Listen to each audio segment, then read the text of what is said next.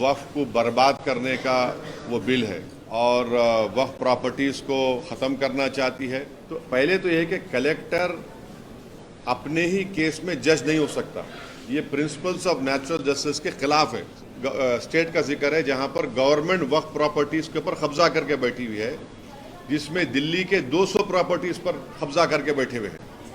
तो अब ये सेक्शन अगर रहेगा तो इसकी वजह से कोई भी कलेक्टर ये बोल देगा कि गवर्नमेंट प्रॉपर्टी है, और कौन सा कलेक्टर गवर्नमेंट के खिलाफ फैसला देगा बताओ आप? उन सबको आप बोलेंगे वक्फ बाय यूजर नहीं है, ये वक्फ प्रॉपर्टी नहीं है, इसलिए हम उसका गवर्नमेंट प्रॉपर्टी बोल के कब्जा कर लेंगे। अब डीड नहीं लाए तो बोलेंगे नहीं आपके डीड नहीं है, रजिस्टर नहीं होंगी ये। अब रजिस्टर नहीं होंगी बोलते फिर गवर्नमेंट कब्जा कर लेंगे उसका। कि वक्फ प्रॉपर्टी पब्लिक प्रॉपर्टी नहीं है, प्राइवेट प्रॉपर्टी है। गवर्नमेंट नहीं दी हमको ये हमारे मुसलमान वक्फ कर दिए, जैसा बोलते ना दान दिए। कि जितने नॉन बीजेपी चीफ मिनिस्टर्स हैं उनसे जाकर मुलाकात की जाए। तो पिछले हफ्ते तमिलनाडु के सीएम से मुलाकात हुई थी। कल जाकर all India Muslim personal law board के प्रेसिडेंट मौलाना खालिद सैफुल्लाह रहमानी साहब, तेलंगाना के चीफ मिनिस्टर जनाब रेवंत रेड्डी साहब से मुलाकात की है। और हम लोग इन मुलाकातों में ये बता रहे हैं कि जो बीजेपी एनडीए की गवर्नमेंट ने जो वक्फ अमेंडमेंट बिल लेकर आया है, वो उसके ख़तरात क्या है, उसके डेंजर्स क्या है, और उस बिल में वक्फ को बचाने के बजाय वक्फ को बर्बाद करने का वो बिल है। और हम लोग वेरियस उसमें प्रोविजंस बता रहे हैं, जो बिल के जो क्लॉजेस हैं उसका हम जिक्र करके बता रहे हैं कि ये इस बिल के ज़रिए से बीजेपी वक्फ को ख़त्म करना चाहती है और वक्फ प्रॉपर्टीज़ को ख़त्म करना चाहती है। इससे मुसलमानों के फ्रीडम ऑफ रिलीजन में फ़र्क पड़ेगा। इससे आर्टिकल 25, 26, आर्टिकल 14 का वायलेशन होगा।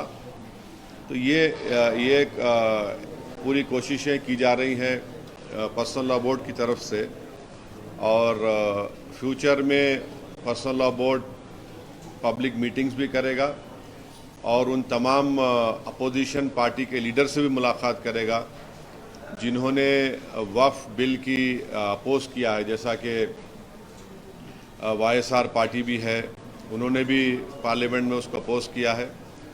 और आइंदा वक्फ बोर्ड की तरफ से all India personal law board की तरफ से भी जाकर आंध्र प्रदेश के चीफ मिनिस्टर चंद्रबाबू नायडू साहब से भी मुलाकात की जाएगी।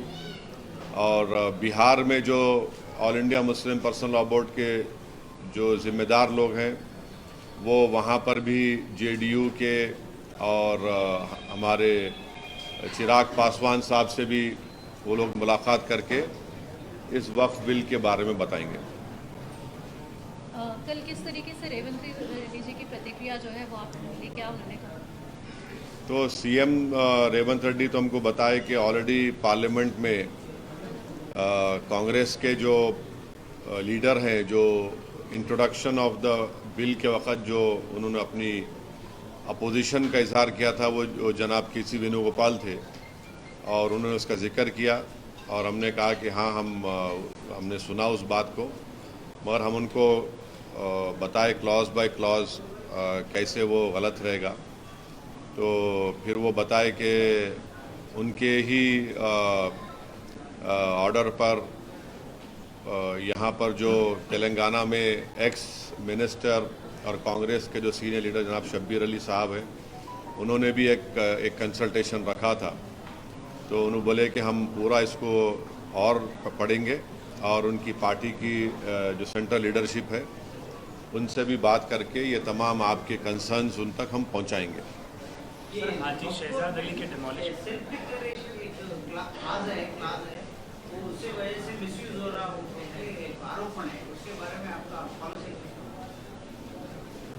तो देखिए, आपको गलत इन्फॉर्मेशन है।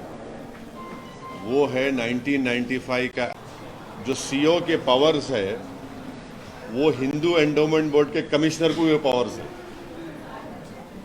और कोई भी जाकर ऐसा नहीं बोल सकता कि वक्फ है। अगर खबरस्तान दिखा, अगर मस्जिद दिखी, दरगाह दिखी, तो वो तो गवर्नमेंट प्रॉपर्टी नहीं हो सकती ना प्राइवेट प्रॉपर्टी हो सकती। तो वो पावर सीईओ को थे।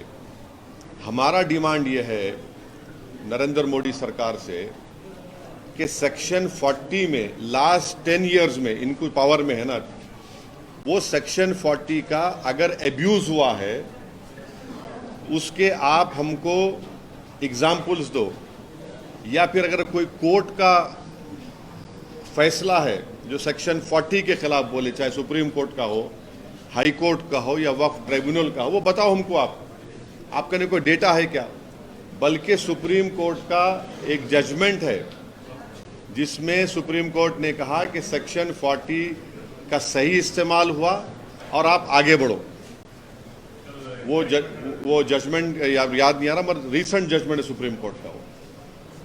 अच्छा, जैसे अभी हम बात कर रहे हैं तो वहीं पर दूसरी तरफ से आरोप ये भी लग रहा है कि वक्त की जो ज़मीन है उसका दूसरे तरीके से भी इस्तेमाल किया जा रहा है, मार्केट बनाए जा रहे हैं। क्या बनाए जा रहे हैं? मार्केट बनाया जा रहा है, उससे जो भी रेंट या जो भी पैसा आता है वो मुसलमानों तक या जो गरीब मुसलमान है वहाँ तक पहुँच ही नहीं रहा है, तो उसका दुरुपयोग भी किया जा रहा है, ये आरोप लग रहा है। नहीं, देखिए,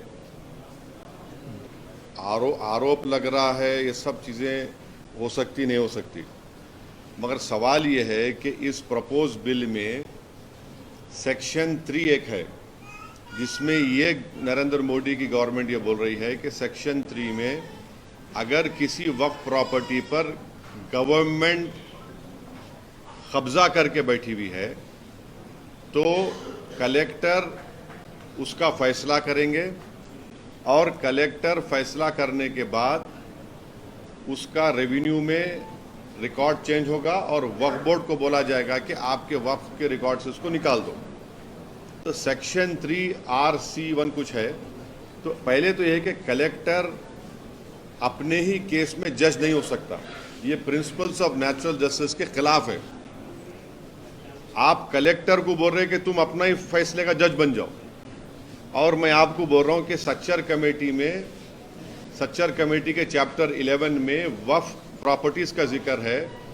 उस चैप्टर में आप 11.5 बॉक्स को पढ़ो जिसमें 6 स्टेट का जिक्र है जहां पर गवर्नमेंट वक्फ प्रॉपर्टीज के ऊपर कब्जा करके बैठी हुई है, जिसमें दिल्ली के 200 प्रॉपर्टीज पर कब्जा करके बैठे हुए हैं। तो अब ये सेक्शन अगर रहेगा तो इसकी वजह से कोई भी कलेक्टर ये बोल देगा कि गवर्नमेंट प्रॉपर्टी है, और कौन सा कलेक्टर गवर्नमेंट के खिलाफ फैसला देगा? बताओ आप, कौन सा कलेक्टर देगा? और तीसरी बात यह है कि सुप्रीम कोर्ट के कई जजमेंट्स है जहां पर सुप्रीम कोर्ट ने कहा कि कलेक्टर और रेवेन्यू किसी को टाइटल बेस्टो नहीं कर सकते। तो अब रेंट का आप बोल रहे ना, यकीनन रेंट बढ़ना चाहिए। तो सच्चर कमेटी में एक रिकमेंडेशन था कि पब्लिक प्रेमिसेस एविक्शन एक्ट वक्फ पे लागू करो, वक्फ बोर्ड पे। आप लागू नहीं कर रहे हैं, आप लागू कर दो ना भाई, उसको दे दो आप। और इसी आपके सवाल से रिलेटेड एक बात है कि जैसा हिंदू एंडोमेंट बोर्ड को समरी इविक्शन पावर्स है, कमिश्नर ऑफ एंडोमेंट को, असिस्टेंट कमिश्नर को, वो स्टेट वक्फ बोर्ड को नहीं है। आप समरी इविक्शन पावर्स दो हमारे को, ताकि एनक्रोचमेंट निकाल सकें, ताकि जो किराया नहीं दे सका उन पर एक्शन ले सकें, या कम किराया दे रहा है। अच्छा, आप किराया नहीं देने की आप बात कर रहे हैं। मेरी एक स्पीच है 2013 की पार्लियामेंट में, जब ये 2013 का बिल आया। आपको मालूम कलकत्ता में एक प्रॉपर्टी है जिसमें कॉन्स्टिट्यूशनल हेड रहे थे, उन्होंने महीने को किराया क्या देते घर का? 150 रुपये। प्राइवेट छोड़ो आप, उन्होंने कॉन्स्टिट्यूशनल हेड है, 150 रुपये किराया देते उन्होंने। अब 150 रुपये इतना बड़ा घर में रह रहे कलकत्ता में, 150 रुपये किराया कोई है क्या? बोलो आप, इसका जिम्मेदार कौन है? नहीं, एक ये भी आ रहा है कि मस्जिद हो या कब्रिस्तान हो, उनको भी तोड़कर जो है मार्केट या कमर्शियल पर्पस के लिए इस्तेमाल किया जा रहा है, और वो कमर्शियल नहीं, ये तो आप गलत बोल रहे हैं। ये तो सेक्शन 3 में government, Modi government Waqf by user को ख़त्म करना चाह रही है। अब वक्फ बाय यूज़र का मतलब क्या है? जैसा हिंदू धर्म में बाय कस्टम एंड यूसेज आप उसको मंदिर घोषित करते, बाय कस्टम एंड यूसेज, वैसे ही मुसलमानों में वक्फ बाय यूज़र उस वक्त जब मस्जिद में जाके मैं नमाज पढ़ रहा हूँ, वक्फ बाय यूज़र हो गई। दरगाह में जाकर कोई जा रहा है, वो वक्फ बाय यूज़र हो गया। किसी एक सूफ़ी की खानखा है, वहाँ पर जिक्र की महफिल हो रही, वक्फ बाय यूज़र हो गया।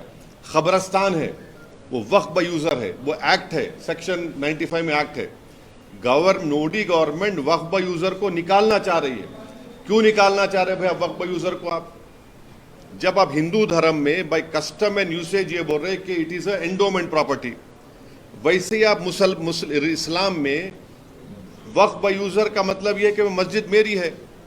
आप वो इसलिए निकालना चाह रहे ताकि कल जितने यतीम खाने हैं, ऑर्फनेज है, क़ब्रस्तान है, मस्जिद है, दरगाह के तहत जो ज़मीनें हैं, उन सब को आप बोलेंगे वक्फ बाय यूज़र नहीं है, ये वक्फ प्रॉपर्टी नहीं है, इसलिए हम उसका गवर्नमेंट प्रॉपर्टी बोल के कब्जा कर लेंगे।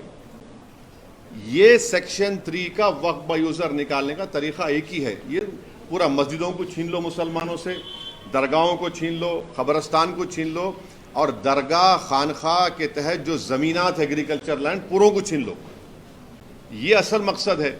और आपको एक और एग्जाम्पल दे रहा हूँ, 1965 में मथुरा में कृष्ण जन्मस्थान है। 1965 में यूपी सुन्नी वक्फ बोर्ड के कंसेंट से मुसलमान और कृष्ण जन्मस्थान के लोगों में एग्रीमेंट हुआ। एग्रीमेंट ये हुआ कि जो मुसलमानों की वक्फ की प्रॉपर्टी थी उसको 8 एकर्स हम कृष्ण जन्मस्थान को देंगे, सुन्नी वक्फ बोर्ड के परमिशन से।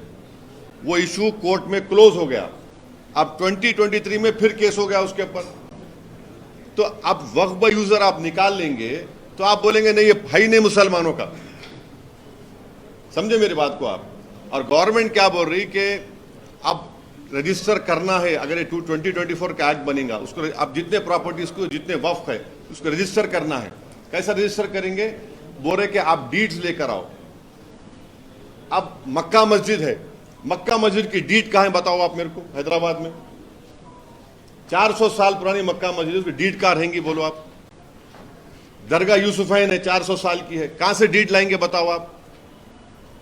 बाबा शरफुद्दीन की दरगाह है, वो तो 600 साल पुरानी है, कहाँ से डीड लाएंगे बताओ आप?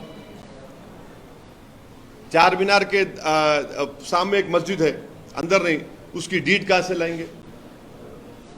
अब डीड लाने का आपके पास जवाब क्या है? अब डीड नहीं लाए तो बोलेंगे नहीं आपके लिए डीड नहीं है, रजिस्टर नहीं होंगी ये। अब रजिस्टर नहीं होंगी बोलते फिर गवर्नमेंट कब्जा कर लेंगी उसका। हिंदू धर्म में कस्टम एंड यूसेज की बुनियाद पर होता पूरा। और एक बात समझिए आप लोग, देश को भी समझने की जरूरत है, खास तौर से हमारे हिंदू धर्म के भाई बहनों को, कि वक्फ प्रॉपर्टी पब्लिक प्रॉपर्टी नहीं है, प्राइवेट प्रॉपर्टी है। गवर्नमेंट नहीं दी हमको ये हमारे मुसलमान वक्फ कर दिए, जैसा बोलते ना दान दिए, दान दे दिए उसको। वो प्राइवेट प्रॉपर्टी है, पब्लिक प्रॉपर्टी नहीं है वो। आप पब्लिक प्रॉपर्टी कैसे ट्रीट कर रहे हो उसको? प्राइवेट प्रॉपर्टी है वो। ठीक है, आप रेगुलेट करिए, मदद करिए।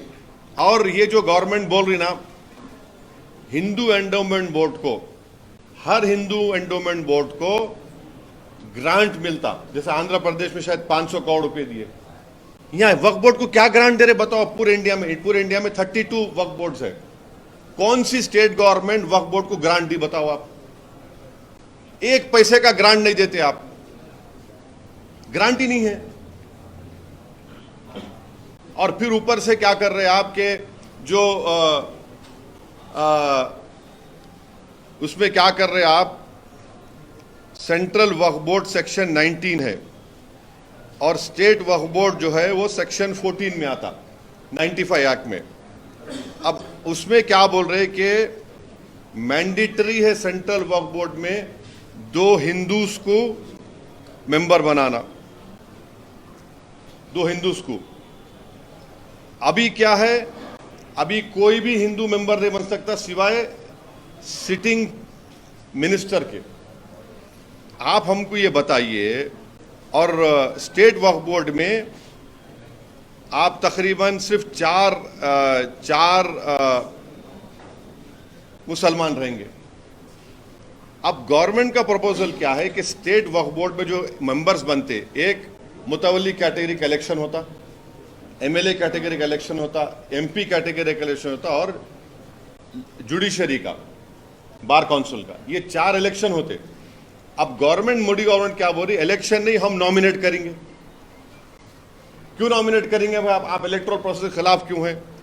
और फिर आप ये बोल रहे कि नॉन मुस्लिम को मेंबर बनाएंगे। मैं नरेंद्र मोदी को चैलेंज कर रहा हूं, आप यहां पर क्या कर रहे हैं सेंट्रल वक्फ काउंसिल में और स्टेट वक्फ बोर्ड में? काशी विश्वनाथ बोर्ड का कोई हिंदू ही मेंबर बन सकता है, मुसलमान नहीं बन सकता। और याद रखिए, हिंदू का डेफिनेशन आर्टिकल 25 में हिंदू, बौद्ध, सिख और जैन है। यहां पे क्या बोल रहे, सिर्फ हिंदू रहेगा, ना सिख होगा, ना बौद्ध होगा, ना आपका जैन होगा। नेशनल दस्तक की आपसे गुजारिश है कि अगर इसको बचाना चाहते हैं तो नेशनल दस्तक को सब्सक्राइब करने के लिए रेड कलर के सब्सक्राइब बटन को दबाएं, फिर बेल आइकन की घंटी दबाएं। नेशनल दस्तक को बचाने के लिए बहुत जरूरी है कि हर खबर को शेयर करें, लाइक करें, कमेंट जरूर करें।